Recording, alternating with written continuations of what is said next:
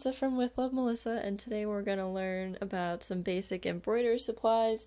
If you're a beginner, you'll learn everything you kind of need to start embroidering. So let's get started. I'm going to clean off my desk. Okay, so we're going to start with the super basics. We're going to start with your fabric. So I just bought, this is like a simple flour sack towel from Amazon. Obviously I need to iron it, but it was, I don't know, it was like $20 or something for a pack of 12. So this is just your basic like white thin material. It's nice to embroider on. I embroidered this design right here using this. I cut it up, I use it however. I've embroidered these for the purpose of being kitchen towels to put at the oven. So this is a nice fabric to use. You can always go to the fabric store, you can go online. I have some other fabrics that I've embroidered with.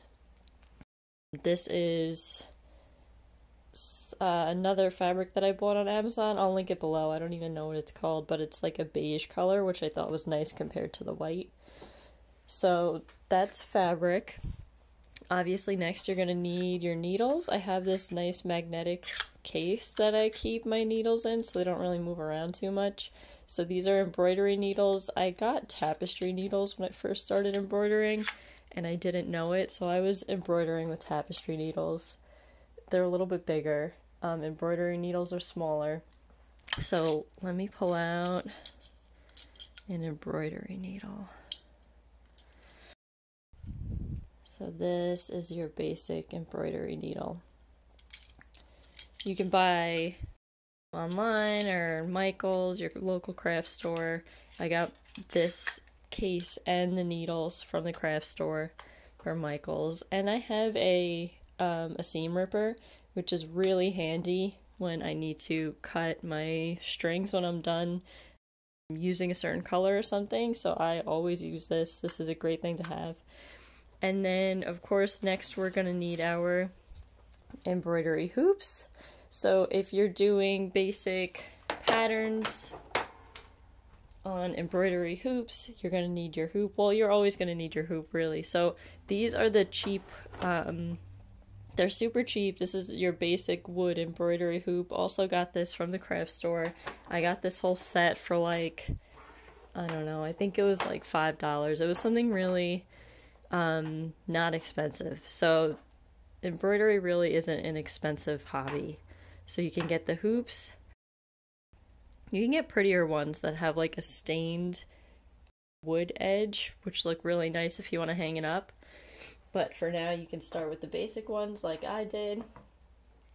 And then you're gonna need string. I like the DMC embroidery string. They come in a million colors.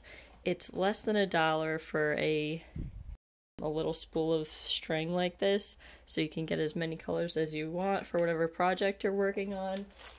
And then there's bobbins. No, these aren't called bobbins. I don't know what these are called, but they hold the string once you know, unthread it from this. So whatever extras I have in here.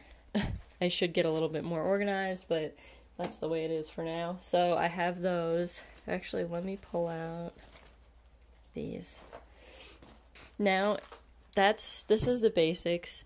It's not going to be a lot of money if you wanted to start a hobby like this. You just need your hoop, you need your string. You don't even need these to start. And then you need the thread. You could just use scissors for now if you don't want to buy a seam ripper, and you need your fabric. And that's it. That's all you need to get started.